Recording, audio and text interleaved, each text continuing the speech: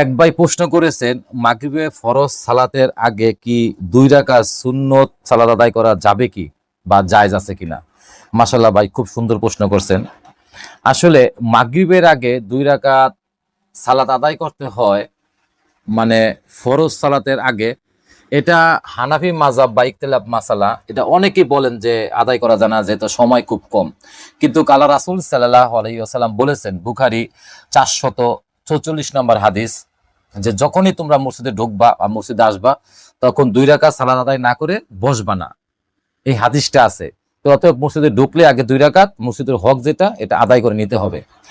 আবার আল্লাহ রাসূল সাল্লাল্লাহু আলাইহি ওয়াসাল্লাম বুখারীতে বলছেন, 625 নম্বর হাদিস, বুখারীতে 1183 এবং 1184 হাদিস আছে, যে আল্লাহ রাসূল সাল্লাল্লাহু আলাইহি ওয়াসাল্লামের সাহাবীরা যখন মাগরিবে আজান দিত, আজানের পর পর সময় খুবই কম, এর ভিতরে কিছু সময়টা থাকতো, সেই সময়ের ভিতরে তারা 2 রাকাত সালাত আদায় করে নিতেন এবং আল্লাহ রাসূল এটা সমর্থন দিয়েছেন।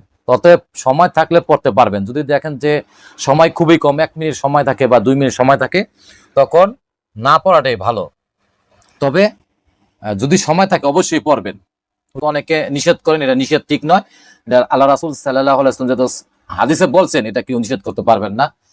আরেকটা কথা মনে রাখা অবশ্যই ভালো, সেটা হচ্ছে যে আপনি সালাত আদায় করতেছেন কিন্তু ইকামত শুরু হয়ে গেছে, তখন আপনাকে ওই সালাতটা ছেড়ে দিতে হবে, ছেড়ে দিয়ে ওই ফরজ সালাতটা ধরতে হবে। কারণ এটা আমরা অনেকেই ভুল করি, এটা ভুলটা যে না করি। ইনশাআল্লাহ আল্লাহ সবাইকে সঠিক বোঝার তৌফিক দান করুন। আমিন।